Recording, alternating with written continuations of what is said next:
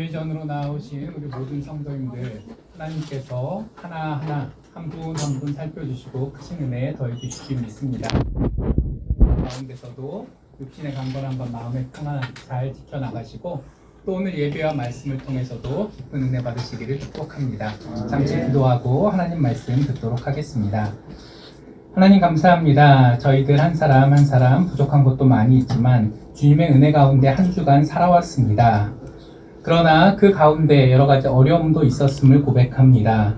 아버지, 저희들이 낙심하지 않게 하여 주시옵시고 특별히 예배의 처소 문제로 저희들이 기도하며 고민하고 있사온데 하나님께서 우리 장로님 기도하셨던 것처럼 이 한 해 가운데 새로운 역사를 허락하시사 저희들이 기쁘고 아름답게 예배드릴 수 있게 허락하여 주시옵소서. 그리고 그러한 마음의 무거운 짐들과 어려움 상황 속에서도 낙심치 않고 나는 알 수 없을지라도 나를 붙들고 이끌어 가시는 하나님을 믿고 나아가게 하여 주시옵소서. 이제 하나님께서 주시는 말씀을 듣습니다. 이 말씀을 통해서 영적으로 성장할 수 있도록 하여 주시옵시고 또 한 주간 살아날 힘을 얻게 하여 주시옵시고 그 가운데 저희들이 더더욱 성장해 나가는 이 시간 되게 하여 주시옵소서. 감사드립니다. 이 모든 말씀 예수님 이름으로 기도합니다. 아멘. 1월이 되면서 작년 한 해 동안 여러 가지 기록들에 대한 기사들이 나오고 있습니다. 이런저런 기사들 가운데 드라마 시청률 순위에 대한 기사가 있었습니다. 작년에 어떤 드라마 제일 재밌게 보셨나요? 잘 기억 안 나시죠? 우리 성도님께서는 드라마 잘 안 보실 테니까. 작년 한 해 동안 가장 인기가 있었던 드라마는 모범택시 시즌 2였다고 합니다. 저는 제목만 듣고 본 적은 없는데요. 시청률이 유일하게 20%가 넘어서 작년에 1등 했다고 합니다. 근데 더 많은 분들이 기억하시고 또 화제를 모았던 작품은 시청률 1등한 작품이 아니라 한 7등인가 8등인가 정도 했던 연인이라는 드라마였습니다. 혹시 보신 분들 계실까요? 네. 예. 우리 권사님 보셨다고 하시는데요. 예, 이 연인이라는 드라마가 오히려 더 화제가 많이 됐다고 해요. 그래서 시청률 1등과 화제성 1등이 다른 한 해였다라고 합니다. 또 그런 종류의 기사들을 몇 개 더 보다가 방탄소년단, 요즘 BTS라 그러죠. 우리 목사님 알고 계신데 BTS의 정국이라는 멤버가 솔로 활동을 했는데 그 친구가 작년 한 해 동안 유튜브 뮤직 기준으로 가장 많은 사람들이 들었던 노래의 가수라고 해요. 그래서 그 기사를 보다가 제가 옛날에 치무했던 교회 어느 집사님께서 하신 말씀이 잠깐 생각이 나서 피식 웃었습니다. 그 이야기가 뭐였냐면요. 이 방탄소년단이 한 10년쯤 된 그룹이거든요. 오래된 그룹이죠. 보통 한 6, 7년 지나면 해체해버리는 경우도 많은데 세계적인 그룹이 되다 보니까 오죽하면 그 국회의원들이 나서서 군대 빼줘야 된다고 그런 얘기를 했을 만큼 대단한 그룹이 되었습니다. 근데 처음부터 그렇게 인기 있고 대단한 그룹은 아니었어요. 중소기획사 출신이었고요. 그때 이름이 빅히트 엔터테인먼트 그랬을 거예요. 그리고 당연히 이 처음 이제 그룹을 만드는 이 중소기획사 사장님 입장에서는 돈이 필요할 거잖아요. 돈이 필요할 때는 어떻게 해야 되죠? 돈을 어디서 투자를 받아야 됩니다. 그래서 이 사장님께서 투자를 받으려고 이 회사 저 회사를 돌아다니면서 좀 투자 좀 해주십시오 라고 했는데 대부분 이게 거절을 당했대요. 왜냐하면 방탄소년단 이름이 어떠세요? 느낌이 어떠세요? 좀 촌스럽지 않으세요? 저는 그때 그 당시에 목사님들과 안아서 방탄소년단 얘기를 딱 듣고 이름을 저렇게 지어가지고 어떻게 뜨겠나 싶었는데 그래서 그런지 이름을 바꿨더라고요. BTS 방의 B, 탄의 T. 그 다음에 소년단, 소에서 S였는지 아무튼 이름을 BTS로 바꾼 다음에 세계적인 그룹이 됐어요. 아무튼 이 방탄소년단은 중소기획사 출신이었고 그리고 이름도 좀 그랬고 그리고 워낙 아이돌 그룹들이 많이 나오다 보니까 그 투자 회사들 입장에서 볼 때는 별로 매력적이지 않았다고 합니다. 근데 그 제가 심호했던 교회 어느 집사님께서 그 투자회사에서 근무를 하고 계신데 그 사장님이 이 회사로 찾아오셨대요. 그리고 제발 투자 좀 해달라고 아주 간곡히 얘기하셔서 넉넉하게는 아니고 그냥 자기 재량선에서 해주실 수 있을 만큼 에휴 그래 저렇게 애를 쓰는데 좀 한번 도와줘 보자 라고 하는 마음으로 투자를 하셨대요. 그리고 나서 빵! 뜬 겁니다. 뜨니까 이 집사님께서 선견지명이 있었다고 회사에서 입지가 막 올라가는 거예요. 그리고 위에서 명령이 떨어졌습니다. 이제는 100% 확실한 이익을 볼 수 있는 그런 투자처니까 이제 그 사장님을 다시 만나서 투자를 오히려 더 많이 하겠다고 제안을 해서 투자를 성사시켜 와라. 그래서 투자 연장 더하기 투자 증액을 목표로 이 사장님, 지금 하이브라는 이제 회사로 바뀌었는데 그 회사 이제 사장님인 거죠. 예, 지금은 대한민국 그 엔터테인먼트 산업에서 제일 부자인 분인데 이분을 만나서 잘 되셔서 축하합니다. 그리고 저희가 계속 투자를 하고 싶다라고 말씀을 드렸더니 이제는 가불관계가 180도 바뀌어서 투자 안 받겠습니다 라고 손을 딱 끈덕이는 거예요. 그래서 그걸 보고를 했더니 직장에서 어떤 상황이 됐겠어요? 칭찬받겠어요? 구박받겠어요? 그래서 이 하이브 사장님 덕분에 칭찬도 받았다가 또 구박도 받았다가 하는 일을 겪으셨다라고 합니다. 그리고 그때 저랑 말씀하시면서 참 인간사 알 수가 없다. 그 방탄소년단이라는 친구들도 안 될 것 같은데 이렇게 세계적인 그룹이 되기도 하고 또 자기만 해도 안 될 것 같았던 이 사람 이 투자처 때문에 칭찬도 받았다가 또 입장이 바뀌니까 또 구박도 받게 되고 이렇게 저렇게 정말 인생사는 참 알 수 없는 겁니다. 참 새옹지마 같습니다. 라고 저에게 이야기하신 기억이 났습니다. 그렇습니다. 인생은 새옹지마입니다. 내가 노력하고 내가 계획하고 내가 무언가 내 인생을 꾸릴 수 있을 것 같은 착각에 빠져 있을 때도 있지만 크게 보면 내 능력으로 할 수 있는 것보다 뜻하지 않게 그것이 다른 사람의 영향력이든 시대의 흐름이든 아니면 하나님의 주권적인 역사이든 나 외에 다른 요소들 때문에 내 인생이 좌지우지되는 경우도 많고 그리고 그것이 그래도 이렇게 순탄하게 조금씩 왔다 갔다 하는 것이 아니라 롤러코스터 청룡열차 타듯이 확 올라가기도 하고 또 확 미끄러지기도 하는 게 우리들 인생입니다. 이 자리에 계신 우리 성도님들께서도 각자 나름대로 그런 롤러코스터 타는 듯한 인생을 살아오셨을 줄 압니다. 그리고 저도 이 자리에 서 있는 저도 참 황망한 일을 겪기도 하고 또 정말 하나님의 은혜구나라고 감사할 수밖에 없는 일을 겪기도 하고 굽이굽이 흘러가는 인생을 거쳐서 지금 이렇게 목회자의 한 사람으로 살고 있습니다. 그리고 오늘 본문에 등장하는 이 다윗, 저 또 이 자리에 계신 모든 성도님들보다 훨씬 격렬하게 롤러코스터를 타고 인생길을 걸어갔던 사람이 아닐까 합니다. 다윗 하면 더 소개해드리지 않아도 다 잘 알고 계시겠지만 이 사람은 목동으로 어린 시절을 보냈죠. 다윗이 8형제 중에 막내였습니다. 여동생이 정확히 몇 명 있는지 헤아리기는 좀 어렵고 또 그때의 기록이라는 게 어릴 때 태어난 그 아이와 또 실제로 성인이 돼서 기록된 아이의 숫자가 좀 다를 수 있거든요. 그래서 성경에 보면 한 10남매 정도 되는 것 같은데 정확하게 몇 형제가 태어났는지 확인하기는 좀 어려워요.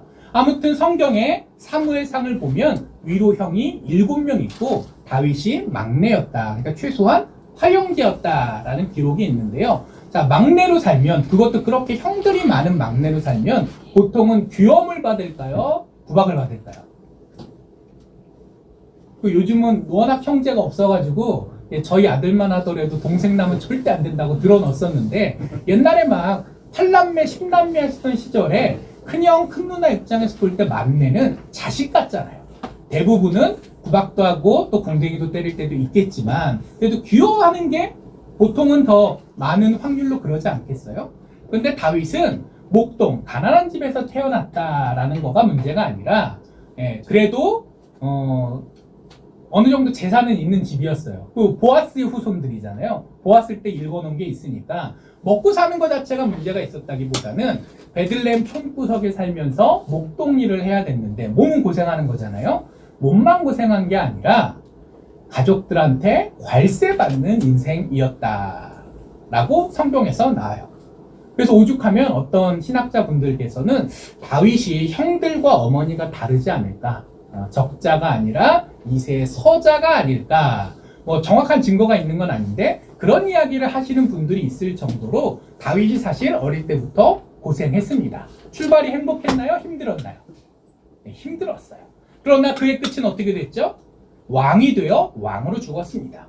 무사히 자기 아들이 다음 왕이 되었고, 그리고 몇 대 못 간 왕조가 아니라 몇백 년을 내려간 왕조의 초대 왕이 됐죠. 그리고 더 중요한 건 단순히 다윗이 왕이 되고 왕조를 이루었다가 아니라 하나님께서 그를 가장 하나님을 잘 믿었던 왕으로 인정해 주셨고, 또 성경에 이렇게 기록해 주셔서 지금 살고 있는 우리가 다윗의 이름을 기억하고 다윗을 통해 많은 것들을 배울 수 있는 그런 축복의 통로로까지 다윗을 사용해 주셨다라는 거예요. 자, 그러다 보니까 이 다윗의 인생은 어려움에서 시작했지만 결국은 그의 인생은 선하고 좋은 인생으로 마무리된 것 같습니다. 그런데 그 중간이 이렇게 올라온 것이 아니라 아까도 말씀드렸지만 굽이굽이 어려움들이 있었어요. 그러니까 다윗이 그렇게 집안에서 구박받으면서 살다가 역사의 전면에 언제 등장했죠? 형들 도시락 심부름을 갖다가, 그때 이스라엘은 나라 체제가 제대로 잡혀져 있지 않아서 군인들을 모을 때 지금처럼 그 정규 상비군이 있는 것도 아니었고 무기도 나라에서, 그 다음에 밥도 나라에서 주는 게 아니었어요. 각자 집합하면 자기가 무기 만들어서 뛰어나와야 됐고, 먹을 것도 기본적으로는 자기가 책임져야 돼요. 그러다 보니까 멀리 공격 가는 일은 꿈에도 꿀 수 없죠. 보통은 수비만 하고 있었고, 블레셋에 두들겨 맞다가 암몬이나 모압에 두들겨 맞다가 한참 사방팔방으로 우겨쌈을 당하면서 겨우겨우 나라를 지켜가고 있었고, 그때마다 백성들한테는 무기부터 식량까지 다 알아서 준비해와라 라는 어려운 명령이 떨어졌습니다. 그리고 이세 아들 중에 첫째, 둘째, 셋째가 이제 나이가 성인이 돼서 블레셋과 전쟁이 나니까 끌려갔던 거예요. 그리고 형들 먹을 밥은 누가 돼야 돼요? 가족들이 돼야 되잖아요. 전쟁터에서 자기가 사냥해서 밥 먹을 수는 없잖아요. 결국은 가족들이 이렇게 실어 날라줘야 되는데 그 심부름을 막내 다윗이 했습니다. 그리고 전쟁터에 딱 나가니까 누가 저 앞에서 하나님을 모욕하고 있는 거예요? 골리앗이 그러고 있었던 거죠. 근데 그 하나님의 나라를, 하나님의 군대를 이끌면서 그 대적들과 싸우라는 목적으로 세워진 사울왕부터 시작해서 장군이고 병사들이고 할 거 없이 다 어떻게 하고 있었던 거예요? 골리앗에 위축돼서 시쳇말로 쫄아서 싸울 생각조차 못하고 있었던 거예요. 그때 이 어린 다윗이 내가 능력은 없지만 어떻게 저 하나님을 모욕하는 골리앗을 가만둘 수 있겠는가? 싸워서 지는 것보다 더 치욕이 뭐죠? 겁먹어서 싸우지조차 못하는 게 더 치욕 아닙니까? 그러니까 내가 싸우겠다고 했고, 그래서 사울왕이 기특하게 여겨서 자기 무기까지 줄 정도로 인정을 받고 싸우게 됐습니다. 그리고 다 아시는 것처럼 하나님께서 승리하게 하셨고, 그 일을 계기로 역사의 무대에 이름을 알리면서 출세가도를 달리게 돼요. 먼저는 장군이 되었습니다. 그리고 장군으로 열심히 살다 보니까 실적도 많이 올렸고, 그렇기 때문에 사울이 여러 가지 정치적 판단을 한 끝에 자기 딸의 사위로 삼았어요. 자기 딸과 결혼시켜서 이제 왕가의 혈족으로 만들어야 나한테 좀 이득이 되겠다. 적으로 생각해도 가까이 봐야 어떻게 견제하기가 더 쉽잖아요. 친구보다 누굴 더 가까이 두라고 병법서에 써있죠? 적은 더 가까이 두라. 사울이 꼭 좋은 마음으로만 다윗을 사위 삼았던 건 아니지만 아무튼 복잡한 과정 끝에 사울이 다윗을 부마로 선택하게 되는 상황까지 됩니다. 그때 다윗이 정치적으로 싼 느낌이 들었는지 안 들었는지는 모르겠지만 어쨌든 백성들이 볼 때는 어떻게 되는 거예요? 목동이었던 이 다윗이 정말 하나님의 도움과 자신의 열심과 놀라운 능력으로 장군이 됐다가, 그래도 장군은 여러 명이잖아요. 근데 거기에 이제 왕족의 왕가 일원까지 되는 승승장구의 가도를 달렸던 거예요. 롤러코스터가 올라가고 있었습니다. 자, 그런데 거기서 끝나는 게 아니라는 거 우리 다 알고 있잖아요. 어떻게 됐죠? 사울이 애초에 사위 삼을 때부터 이미 다윗을 질투하고 있었어요. 오늘 본문 5절 말씀에 나오는 것처럼 이스라엘 백성들이 다윗을 어떻게 칭송했다고 나오죠? 사울은 천천히요, 다윗은 만만이다. 자, 왕보다 누가 더 낫다는 거예요? 아니, 다윗이 더 낫다. 이게 그 왕 입장에서는 내가 그만큼 능력 있는 부하를 부리고 있으니까 왕국을 다스리는데 좀 편리하고, 그리고 그 사람을 누가 스카우트했어요? 하나님께서 세워주셨지만 사람들 눈에 볼 때는 사울왕이 스카우트한 거예요. 왜? 사울왕이 골리앗과 싸울 때 인정해줘서 무기를 내려줬잖아요. 그리고 그 다음에 장군으로 세우고 부마로까지 삼았잖아요. 이걸 좋게 보면은 와, 우리 왕이 아주 사람 보는 눈이 있어가지고 다윗 같은 귀족 중에서 뽑는 거는 그럴 수도 있지만 저 목동 출신의 다윗을 알아보고 이렇게 스카우트해가지고 키워줄 만큼 안목이 대단한 왕이구나. 왕이 전쟁터에 직접 나가서 창칼 휘두르는 게 왕의 덕목이에요? 아니면 능력 있는 신하를 뽑아서 나라를 잘 다스리는 게 왕의 덕목이에요? 어떻게 생각하면 전장의 영웅은 장군이 하는 거고, 왕이 해야 될 일은 나라를 다스려 가야 되는 원칙을 바로 세우고 또 필요에 맞는 인재를 고르는 거 아니겠어요? 어떻게 생각하면은 사울이 마음이 넓었다면 다윗이 그렇게 전쟁터의 영웅으로 칭송을 받을 때 역시 내가 왕의 자질이 있지, 하나님께서 나를 왕으로 세워주신 데 다 이유가 있어, 마음이 편안해질 수도 있었을 텐데, 안타깝게도 사울은 그런 믿음도 없었고 그런 넓은 마음도 없었어요. 그래서 질투하다 보니 결국은 안 되겠다 하다가 직접 창을 던져서 다윗을 죽이려고 하기도 하고, 그리고 여러 가지 정치적 술수를 꾸며서 결국 다윗을 쫓아냈습니다. 자, 이제 다윗이 위기에 몰려서 도망갑니다. 먼저 이 사울한테 위기를 겪게 된 다음에 제일 먼저 라마나요스로 가서 사무엘을 만납니다. 사무엘 선지자님, 저는 어쩌죠? 하나님께서 저에게 기름 부으신다고 옛날에 선지자님을 통해서 말씀하셨는데, 근데 지금 내 꼴을 보니 하나님의 선택을 받고 사랑을 받아서 인정받는 사람이 되는 게 아니라 오히려 죽게 생겼습니다. 왜 도무지 이런 일이 생겼는지 답답합니다. 아마 사무엘에게 많은 하소연을 했을 거예요. 그리고 사무엘에서 떠나 계속 사무엘한테 있다 그러면 또 사울왕의 소식을 안고 거기에 병사들을 보낼 거니까 또 도망을 계속 가다가 제사장을 만나서 밥 좀 먹여달라고 하는 일도 벌어지고 온갖 시행착오를 겪다가 결국은 본문에 등장하는 블레셋 왕 아기스라는 사람한테 도망갑니다. 여태까지 다윗이 장군으로 전공을 쌓은 주 적국이 누구였어요? 블레셋이었어요. 우리로 따지면은 남한에서 위기에 빠졌다고 북한으로 지금 월북한 상황이 되는 거예요. 자, 그것만 해도 얼마나 자존심 상하고 기가 막히겠습니까? 근데 이 블레셋 땅에 딱 들어가니까 오늘 본문에는 아기스가 다윗한테 친절해요, 구박해요? 아까 우리 함께 읽으셨을 때 친절하잖아요. 근데 처음 만났을 때는 그러지 않았어요. 다윗이 블레셋 왕 아기스를 처음 오늘은 두 번째 같이 있던 시절이거든요. 처음 도망갔을 때는 아직 블레셋에서 이스라엘에 어떤 일이 벌어졌는지를 제대로 몰랐던 것 같아요. 사울이 다윗을 찍어내려고 했고, 그래서 다윗이 위기에 빠져서 도망다니고 있다라는 소문을 들었으면 요즘처럼 소식이 빠를 때면 알았을 텐데, 그러면 아싸! 적군의 가장 훌륭한 장수가 우리 편으로 오면 우리 편도 이득이죠. 능력도 능력이지만 뭘 더 가지고 있어요? 정보를 가지고 있잖아요.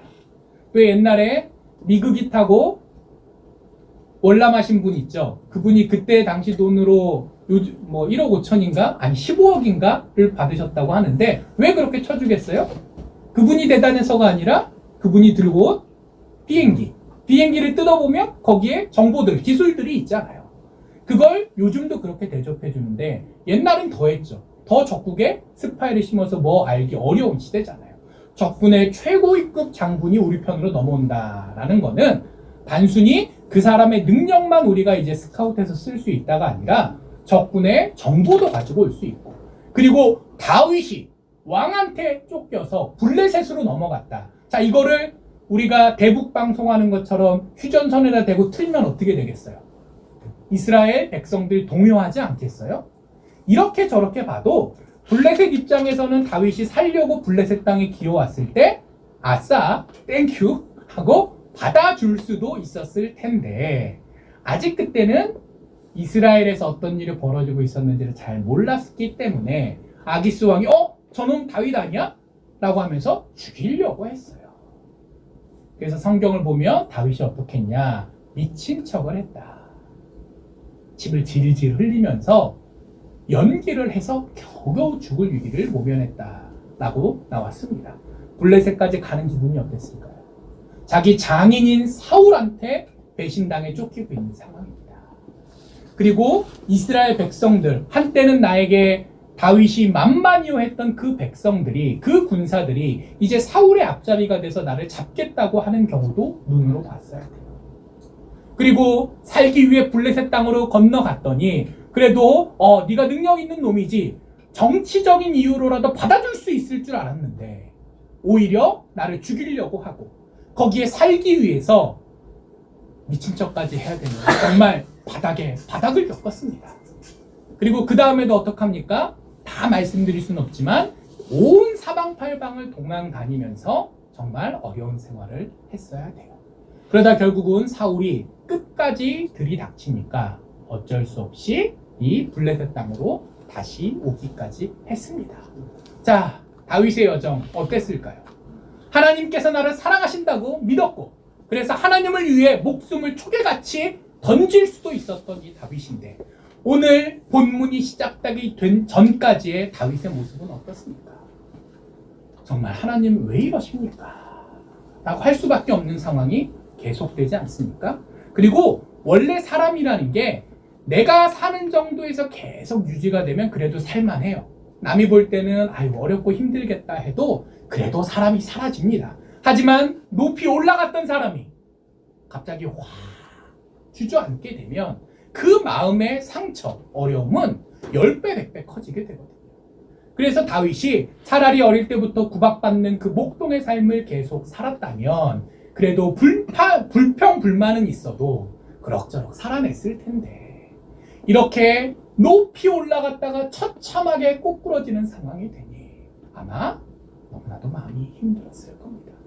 자, 그러던 상황에서 그래도 어떻게 이제는 시간이 좀 지나서 아기스도 블레셋 사람들도 이스라엘에서 정치적 문제가 생겨서 사울이 다윗을 찍어냈구나. 그래서 다윗이 어쩔 수 없이 우리한테 망명했구나 알게 되니까 이제 왕인 아기스가 그래도 도량이 있는 사람이었던 것 같아요. 어제 적이지만 오늘 나한테 이득이 될 수 있는 사람이니까 받아줬어요.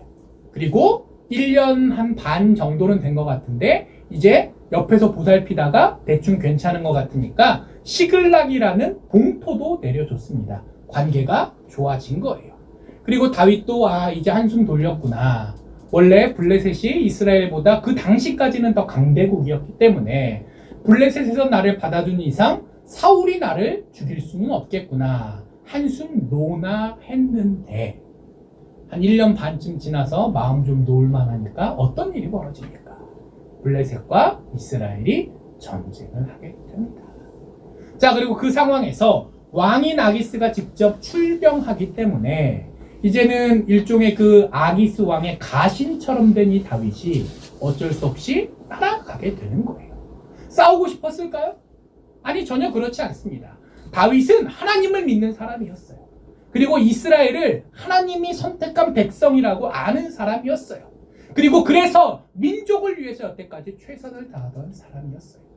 내가 먹고 살기 위해서 어쩔 수 없이 블레셋 땅으로 망명은 했지만 다른 나라와 싸울 때는 내가 장군으로서의 능력을 발휘하더라도 조국 이스라엘과 싸우고 싶지는 않았을 겁니다. 그리고 이것은 오늘 본문 이전에 성경 27장, 28장을 봐도 알 수 있어요. 아기스 왕이 충성을 증명하기 위해서 이스라엘 지방을 공략해서 물건을 가져다 바쳐라 라고 하니까 보고는 이스라엘 땅을 공격해서 물건을 바칩니다 라고 했지만 실제로는 이스라엘 민족이 아니라 다른 지역을 공격해서 물건을 구에다가 바쳤다라는 구절도 있고요. 정말 다윗 나름대로는 그 백척간두에 줄타기하는 상황에서 어떻게든 자기의 본분을 지키기 위해서 아둥바둥 살아왔는데 이제는 모든 사람이 다 보는 앞에서 이스라엘과 싸워야 되는 상황이 된 거잖아요. 마음이 너무나도 무거웠습니다.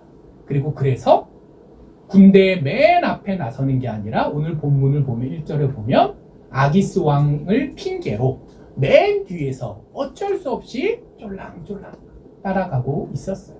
자, 보통 전향한 사람들은 어디에 섭니까?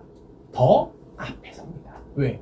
나의 변화를 증명해야만 내가 옛날에 적대했던 지금 내가 속한 이 집단에서 살아남을 수 있기 때문에. 뭐 우리나라 정치계만 봐도 그렇잖아요. 한때 노동운동 하는 분이 지금 여당으로 가면 태도가 확 변하기도 하고, 반면에 한때 여당이었던 분이 이런저런 이유로 야당으로 옮기고 나면 또 확 변하기도 하고. 그게 왜 그러냐면 그분들의 생각이 어느 날 갑자기 180도 바뀌어서 그런 게 아니라 사회적 압력 때문에 그렇게 할 수밖에 없어요. 다윗도 그런 입장이었을 거거든요. 다윗이 정말 블레셋에서 계속 잘 먹고 잘 살 생각이었으면 전쟁이 났다. 어디에 서야 됩니까? 부탁을 해서라도 최선봉에 서야 돼요. 근데 다윗은 그렇지 않았어요. 내가 여기서 사는 것이 내 인생의 궁극적인 목적이 아니라 하나님의 계획에 따라 내가 돌아갈 자리는 나의 조국 이스라엘이고, 그러니 그 이스라엘이랑 싸운다고 하는데 내 어찌 전공을 탐하여 오늘 눈앞의 이득 때문에 조국을 배신한 매국노가 될 수 있겠는가? 자, 근데 마음이 그렇게 무겁고 그래서 최대한 어떻게든 안 싸우려고 뒤에 서긴 했지만 전쟁이라는 게 내 맘대로 됩니까? 안 됩니까? 안 돼요. 결국은 다윗이 이스라엘 사람들과 이스라엘 군대들과 정면으로 대결해서 민족 반역자가 되는 순간이 코앞에 다가왔습니다. 정말 다윗의 인생 가운데 개인적으로야 육신적으로야 더 어렵던 시절도 혹여 있겠지만 그의 마음이 가장 처절하게 가라앉은 순간이 바로 오늘 본문의 때였을 거예요. 그러나 정말 하나님 원망할 수밖에 없는 이 상황에서도 하나님께서는 다윗이 알던 모르던 그를 버리지 않으셨습니다. 그를 붙들고 인도하십니다. 자, 오늘 본문에 어떤 일이 벌어집니까? 다윗을 한때 죽이려고 했던 아기스가 다윗 편을 듭니다. 이미 좋게 봐진 거는 물론이거니와 블레셋 방백들, 장군들, 우리나라로 따지면 군별들과 도지사들이 다 쳐들어와가지고 아니 어떻게 저놈을 여태까지 전쟁할 때마다 우리를 그렇게 괴롭히고 우리 군대를 그렇게 죽였던 다윗을 왕은 받아주고 또 데리고 올 수 있습니까? 항의를 막 하는 상황에서 아기스가 왕이지만 블레셋은 전제 왕권이 아니거든요. 그러니까 왕 혼자 다 해먹을 수 있는 나라가 아니거든요. 약간 중세 봉건제처럼 왕도 주변 부하들 눈치를 봐야 되는 그런 정도의 나라였는데, 그러니까 아기스 왕도 누가 왕말이 맞다 그러고 누가 왕말이 틀렸다 그러면 자기가 적당히 왕의 권위로 이렇게 넘어갈 수 있지만 모두가 다 왕이 틀렸다고 하는 상황에서는 사실 정치적으로 위축될 수밖에 없어요. 나는 그렇게 생각하지 않은데 경들이 그렇다면 이라고 다윗을 내쳐야 되는 상황이에요. 그러나 아기스가 어떻습니까? 자기가 먼저 받아준 좋은 마음을 푸는 거는 당연하거니와 그 방백들이 왔을 때 그러라 라고 하지 않고 다윗을 열심히 변호합니다. 왕이 어떻게 생각하면 부하가 왕 앞에서 전하 이러셔야 됩니다 라고 미주알고주알 설명하는 거는 당연하지만 왕이 부하들 앞에서 미주알고주알 설명하는 거는 사실 체면 깎이는 일이거든요. 근데 아기스가 기꺼이 다윗을 위해 그걸 해줍니다. 내가 보니까 나한테도 성실하고 열심히 하고 좋은 사람이야. 능력도 있잖아. 그리고 너희들도 다 하는 것처럼 이미 사울왕이랑은 틀어졌기 때문에 다윗은 돌아갈래야 돌아갈 수도 없어. 그 사람의 인격과 그 사람의 역사와 그 사람의 상황 다 종합해 보면 내가 생각할 때는 우리 블레셋 군의 일원으로서 얼마든지 받아들여도 될 것 같은데 적극적으로 방백들을 설득해요. 그러자 방백들이 열을 받아가지고 드러납니다. 들고 일어납니다. 저 다윗이 어떤 다윗입니까? 사울은 천천히요, 다윗은 만만이다. 그만큼 우리 블레셋 군한테 철천지 원수인 그 다윗인데 아무리 정치적 판단이 어떻다고 하더라도 우리는 받아들일 수 없습니다. 4절 5절 보면 길길이 화를 냅니다. 그리고 왕이 어쩔 수 없으니까 알았다 포기하고 다윗한테 야 그렇게 됐다 그냥 가라 라고 한 게 아니라 또 앉혀놓고 어떻게 해요? 다 설명을 해줍니다. 나는 너를 믿지. 그리고 심지어 어느 정도까지 얘기해요? 이 아기스가 하나님을 믿었을까요? 근데 오늘 본문을 보면 이 아기스가 그 누구보다 믿음이 좋은 사람처럼 얘기해요. 여호와의 이름으로 맹세도 하고 얘기도 합니다. 내가 알지. 너가 정말 좋은 사람이라는 거야. 아기스가 그럴 수 있었던 건 아기스가 여호와 하나님을 믿는 사람이어서는 아닐 겁니다. 그 동네는 다신교 문화잖아요. 그러니까 내 부하가 여호와 하나님을 믿는다고 하면 왕 입장에서는 그래 나는 다곤을 믿고 뭐 나는 바알을 믿고 뭐 그렇지만 너는 여호와 하나님을 믿는다면 내가 인정해 줄 수 있다. 그게 다신교의 특징이잖아요. 나와 같은 신을 믿으면 더 좋겠지만 다른 신을 믿는다고 해서 서로 원수가 되지까지는 않을 수 있는. 그러니까 다윗한테 이렇게 얘기해 주는 거예요. 네가 믿는 하나님의 기준으로 봐서도 너는 좋은 사람이다. 내가 그거 안다. 하지만 상황이 이렇네. 어쩔 수 없으니까 자 괜히 눈에 띄어가지고 또 그 정도로 여러 사람들이 다윗을 미워하고 있는데 얼굴 맞대면 사고가 날 거니까 새벽에 조용히 너와 너의 군대를 빼서 내가 준 시글락 땅으로 돌아가라. 자, 안 되라고 얘기만 하는 게 아니라 설명도 해주고 대책까지 왕이 마련해줍니다. 자, 이게 쉬운 일 같으세요? 어려운 일 같으세요? 어떻게 생각하면 아니 뭐 말 좀 해주는 건데 친절 좀 베푸는 건데 이게 그렇게 어려운 일이나? 예, 어려운 일입니다. 이럴 수 있는 사람이 사울이었으면 애초에 다윗이 여기까지 오지도 않았겠죠. 그리고 사울이 못난 왕이어서가 아니라 보통 사람은 그렇습니다.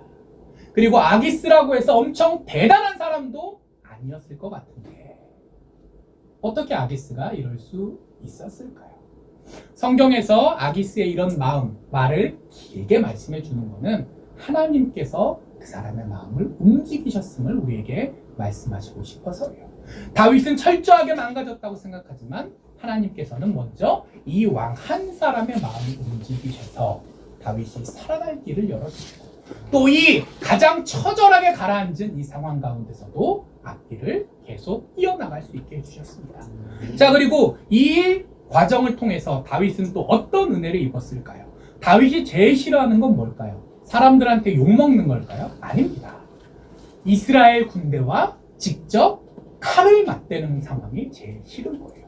칼을 맞대면 자기는 영영 돌아갈 수 없게 됩니다. 다윗이 블레셋 군대에 속해서 우리 백성들을 우리 군대를 도륙했더라 라는 소문이 이스라엘에 나면 어떻게 나중에 돌아갈 수 있겠어요? 그리고 자기가 데리고 있는 몇백 명 되는 이 사병, 이게 어떻게 생각하면 자기 자산인데 실제로 전쟁을 하다 보면 다윗이 아무리 뛰어난 장군이라고 해도 그 자기 밑에 군인들도 다 이스라엘 사람들인데 동족이 아무리 내 수장이 싸워라 라고 명령을 했다고 하지만 제 실력이 나오겠습니까? 마음이 무거운데 틀림없이 자기 군대의 숫자가 줄었을 거예요. 많은 사람이 죽거나 다치거나 마음이 상해서 다윗 곁을 떠났을 겁니다. 그러니까 자기의 힘도 줄어드는 거예요. 자기의 미래도 없어지고 자기의 힘도 줄어들고 하는 정말 피하고 싶은 그 상황에 하나님께서 누구를 통해서 그 위기를 극복하게 해주시죠? 자기의 능력이 아닙니다.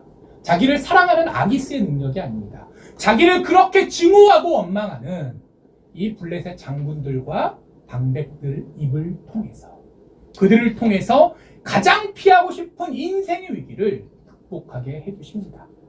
다윗이 처음에 주변 사람들이 왕한테 찾아가가지고 다윗은 안 됩니다 라는 얘기를 했다고 들었을 때 아마 인간적으로는 서운했을지 모르겠어요. 오늘 본문에도 보면 왕한테 하소연하는 장면이 나옵니다.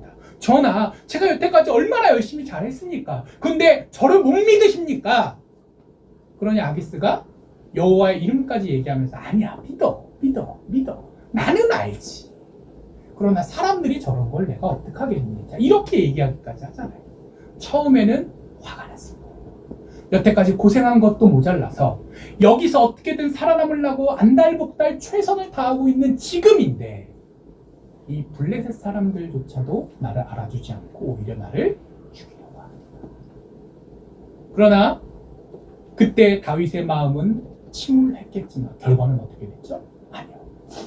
오히려 그것이 전화위복이 되었습니다. 이때 만약 전쟁을 직접 했다면 다윗은 이스라엘의 왕이 될 수 없었을 겁니다.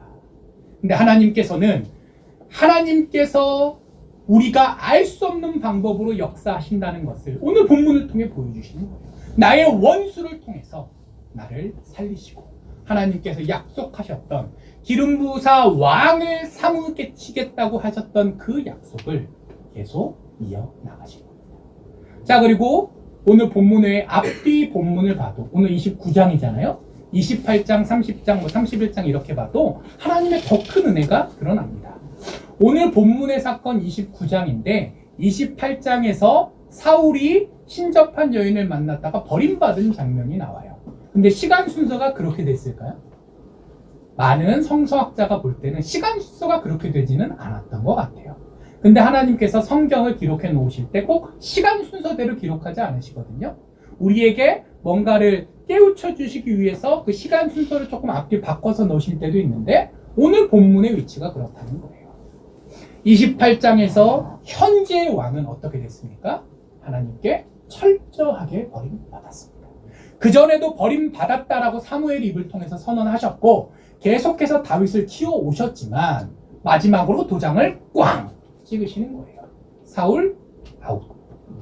그리고 바로 29장에서는 어떻게 하시죠? 정말 철저하게 낮아지고 실패할 수밖에 없었던 이 다윗을 그 극적인 상황에서 다시 끄집어 올리시면서 그러나 나는 다윗을 선택했다라는 걸 바로 우리가 알 수 있게 해주시는 거죠. 하나님께서 그 순간 일회적으로만 개입하신 것이 아니라 그 거대한 하나님의 섭리 가운데서 다윗을 왕으로 삼으셨음을 우리에게 보여주시는 그러한 은혜까지도 다윗에게 주시는 겁니다. 자, 그렇습니다. 인생의 본질이란 내 능력으로 할 수 없는 겁니다. 인생의 본질이란 늘 평안하게만 갈 수 있는 것이 아니라 올라가기도 했다 내려가기도 하는 것입니다. 그러나 그런 롤러코스터 같은 청룡열차 같은 인생 속에서 우리가 힘들 수밖에 없지만 우리에게 소망이 있습니다. 하나님께서 우리를 붙들고 그분의 사랑과 은혜 가운데 섭리 가운데 인도해 나가고 계시기 때문입니다. 오늘 우리의 현실이 어떻습니까? 다윗이 본문에서 느꼈을 만큼 더 이상 낮아질 수 없을 만큼 힘들 수 없을 만큼 가장 바닥까지 내려왔다라고 생각하십니까? 혹시 그러실 수 있을 거예요. 그러나 나는 알 수 없을지라도 하나님께서는 지금도 내 손을 붙들고 계십니다. 그리고 오늘 이 바닥인 것 같은 나의 인생, 나를 우겨싸는 것 같은 주변 사람과 환경을 통해서 오히려 나를 강하게 하시고 나를 세워 가십니다. 그리고 그것을 우리가 바로 알면서 또한 그런 은혜를 받은 자답게 살아갈 수 있도록 노력해야 될 것입니다. 어떻게 해야 될까요? 여러 가지 방법이 있겠지만 기도해야 합니다. 내가 지금 얼마나 힘들고 어려운 상황이든 하나님께서는 나를 붙들고 계신다라는 걸 내가 느낄 수 있도록 해달라고 기도해야 됩니다. 그리고 그 어려운 상황에서 상황 탓을 하면서 하나님을 원망하면서 믿는 자의 본분에서 벗어나지 않고 상황이 어찌하든지 간에 믿음의 돌을 굳게 붙들 수 있게 해달라고 기도해야 합니다. 그리고 나 홀로 그럴 수 없는 것이 연약한 우리이기에 우리 교회 공동체가 하나 되어 서로가 서로를 위해 기도해주고 또 버팀목이 돼줄 수 있도록 그것까지도 우리가 기도해야 합니다. 그러한 하나님의 은혜, 나는 알 수 없을지라도 내 손을 붙들고 가시는 그 놀라우신 사랑 절절히 깨우치실 수 있는 우리 모든 성도님들 되시기를 축복합니다. 그리고 기도하는 가운데 이 시대의 도전이 엄혹할지라도 그것들을 꿋꿋이 견뎌내며 복음을 전할 수 있는 빛과 소금된 살아낼 수 있는 저희 모두 되기를 우리 주님 이름으로 간절히 축복합니다. 기도하겠습니다. 하나님 감사합니다. 다윗의 인생을 통해 보여주신 것처럼 하나님께서 저희들 한 사람 한 사람 손 붙들고 나아가심을 들었습니다. 하나님, 어려울 때가 있습니다. 낙심할 때가 있습니다. 그러나 하나님을 바라볼 수 있는 큰 믿음을 주시옵시고 하나님 손을 붙들고 이 세상의 도전 가운데서도 믿음의 본분을 잘 지켜나갈 수 있도록 하여 주시옵소서. 그러한 능력 주실 줄 믿사오며 이 모든 말씀 예수님 이름으로 기도합니다. 아멘.